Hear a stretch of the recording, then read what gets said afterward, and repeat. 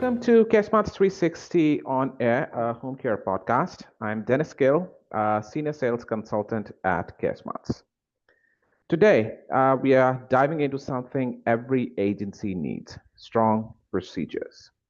Joining me is someone who's been in the trenches of home care for over 2 decades.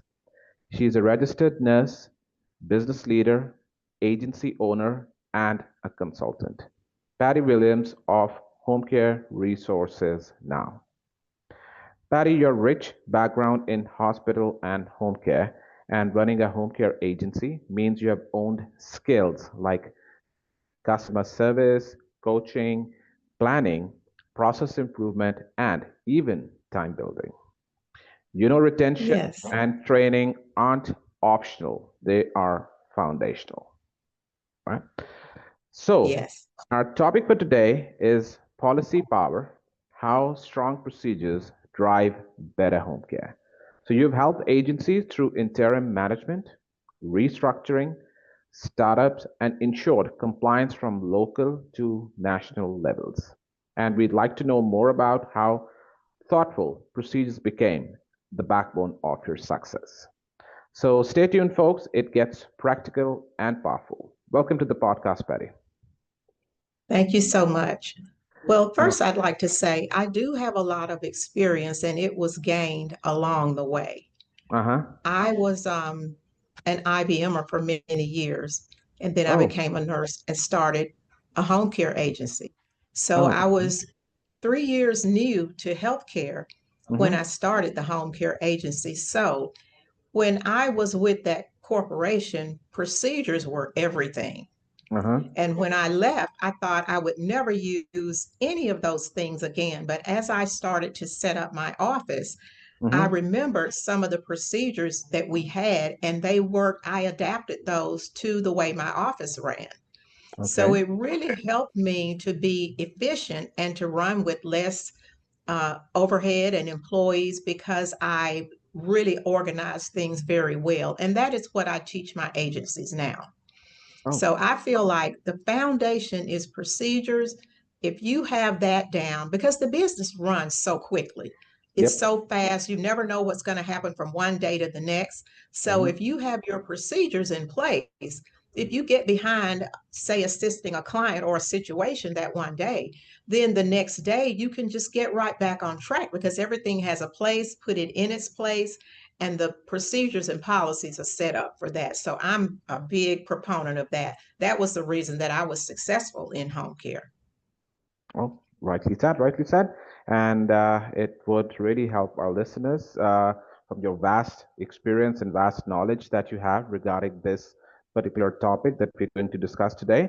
So I'll straight away jump in with the first question that we have for you.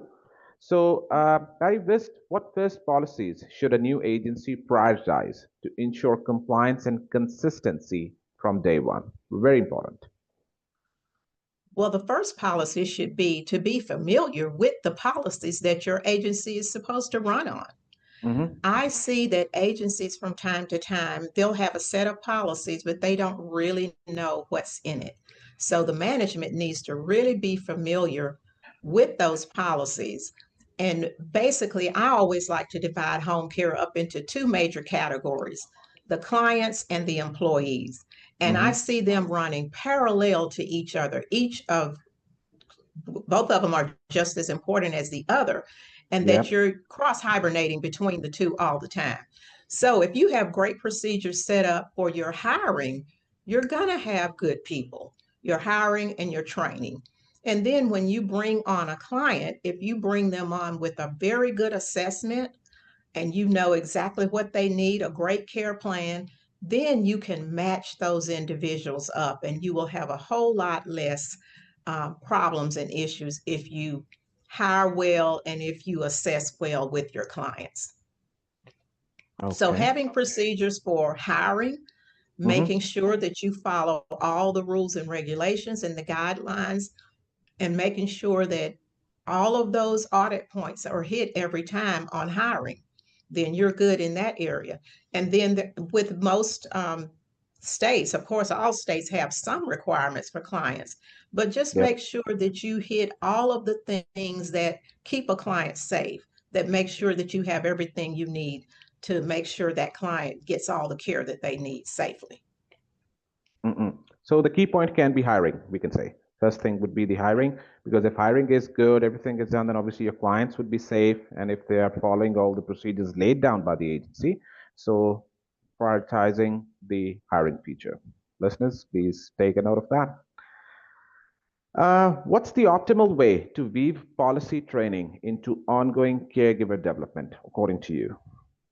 Yes, I had to adapt.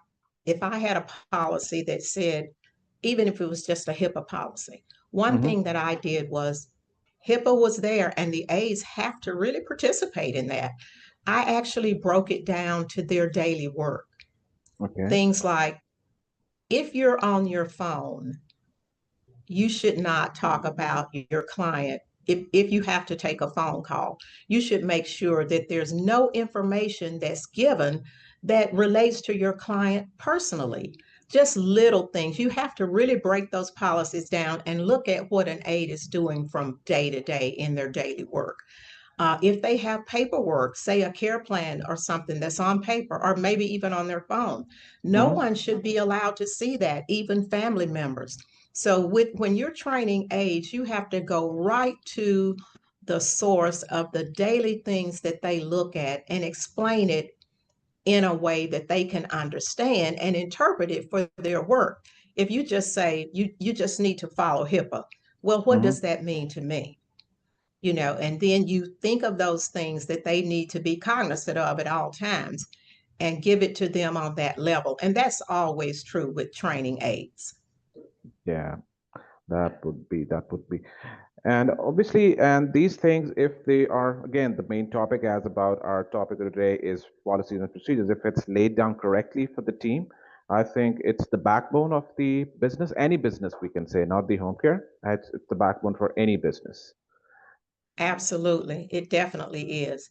And with home care, you whatever policies you have in your policies and procedures, Hmm. if you are ever surveyed or audited, they're going to make sure you're following your own policy. Yeah. So you've got to be familiar with what's in there because they'll say, what is your policy on hiring? And they start to look at the different items that you have. Then you certainly don't want to miss something that's your own policy. And those policies initially were written according to the rules and regulations. So it should all gel together. But just making sure that you know what's in your policies and that you're following that because that will be the measuring stick that you'll be measured by. Correct, correct. And linked to this, my next question would be that with local, state, and national regulations, how should agencies design policies that adapt across jurisdictions? Well, there's when usually you start with your state policies, and a lot of those are going to have some things that may be federal or whatever. Like Hmm. some states will say you need to follow all policies or rules or state, federal, local, whatever. That's part of your EDIT is to make sure that you do all of that. Got it. So if an agency has a policy for the state, it may miss something. Like a lot of policies don't say what the labor law is, Hmm. that you have to pay after 40 hours. So that's when you go to the labor board, but you need to stay in line with that. And Hmm. then if something on a federal level changes, you need to stay up to date with those policies so that you don't violate any one of them because they're all going to come up in case there's a situation that needs to be handled. So they have to take care about the state and the national regulations, what are being changed, and keeping them updated about themselves, about everything Keeping else. them updated because they are changing, and we know we've seen lots of changes here lately, but we just need to be sure that we're staying abreast of the changes and making sure it's incorporated into our agencies for the things that we do. Rightly said. And how should managers introduce new procedures to minimize resistance and maximize buy in from caregivers and staff? Yes, when this really came to mind when I think about that. When electronic visit verification was introduced in Mm-hmm. North Carolina, there Mm-hmm. was some resistance on the part of aides that had worked for many, many years. Okay. And I was actually told by a couple of agency owners that some of their aides that had been around for many years, that rather than learn how to document in an electronic visit verification system, they Mm-hmm. decided that they would leave the business. Oh, very And I strange. said, no, no, no, we cannot afford to lose anyone from this business because Yeah, even as aides age, there's still jobs that they can do. definitely. So, what I think the answer to that is that you make sure the training is on their level. If you have an aide that really got it and knows how to do the electronic visit verification, maybe make that person the point person to go and sit with the individual that thinks that they can't learn it and Mm-hmm. teach them from on a very basic level. But whatever you need to do one-on-one or whatever, if it's a new procedure, if it's a new system, you need to really think about that at that level, at the caregiver level, it Mm-hmm. is different, and you need to go the extra mile and teach from a very, very basic level. Not condescending, but it needs to be basic, and the aides appreciate it. Yeah, they do. They do because obviously this would help. This helped AIDS also when EVV came in. Exact number of hours. Yes. They don't need to double check with the agencies about everything. Everything is documented. So I think it does help them. But whenever a change is there, you also are aware about it. A change is there. It takes some time to people to adapt it. But when it is adapted rightly, as you said again, the training is provided correctly for that. So it obviously moves into the right direction. Yeah, correctly said. Yes, and I think this particular agency did not think on that level all the way down to the caregiver level. They were Mm-hmm. like, you've got a phone, you know how to use it, just do it. Well, some of those, more mature aides didn't even have a smartphone. Yeah. So there were lots of things that needed to be managed. So if someone is going to implement a system, just think about that up front. What about those 4 or 5 aides that have been with you for 15 years? They do a great job. How do you keep them in the fold? Because we, as I said, in the industry, we really can't afford to lose anybody that can still do a decent job. Yeah. I know because I've been into this industry now for the past 6 years with CareSmarts 360. I've done demonstrations with multiple agencies, and I've seen many agencies saying this thing when they that some of their caregivers they are of an age that they don't use the smartphones correctly or they don't know to use it, but still they are pretty eager to learn about it. So they always wanted that we should share some specific sessions with them where they can learn it one by one. So some of them are very eager to use it. But it completely depends how the agency owner lets them know that this is very useful for them. Exactly. And I think it takes a little bit of one-on-one or a small group. Yeah. Maybe if you train a group of three and you allow them to go slowly, because once they get it, they've got it. But you Hmm. just can't throw it at them and, they may just get frustrated. So I'm sure that you all, as you said, you've done many of those trainings, so you definitely know, what works best. Yeah, right, right. And the last thing, Patty, the last question from my side would be that what key metrics can agencies monitor to evaluate if their procedures are genuinely improving care quality and business performance, according to you? Well, the things I really used to watch was what kind of complaints are you getting, or are you getting complaints Hmm. from your client base? Okay. That's a metric that you can look at, because if individuals are calling in with complaints, you can track that complaint all the way back to what would have prevented it. Was it the hiring? Was it the training? So that's a key one.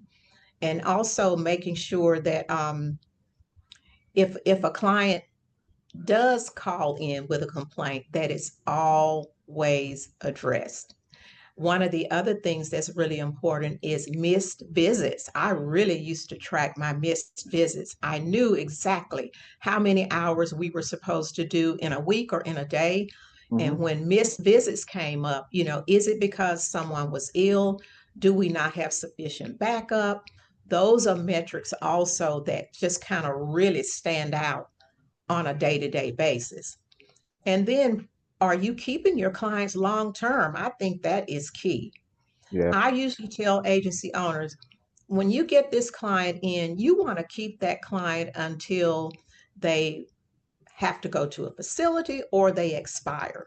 You do not want to be losing clients because of the care that was provided or the lack thereof. Yeah. So once you get that client, your goal is to keep them. Now, if they move out of the area, of course, Hmm. but you don't want them leaving for lack of care. Those are some of the metrics that I think you can, once those things happen, you can look under it to see what the factors were that really caused it. Okay. Okay. So thank you, Patty, for sharing your expertise today. I completely understand that this would be very useful for our audience. And to our lovely audience, thank you for tuning in today. And until next time, I'm Dennis Gill signing off. Thank you. Thank you, Patty. Thank you, Dennis.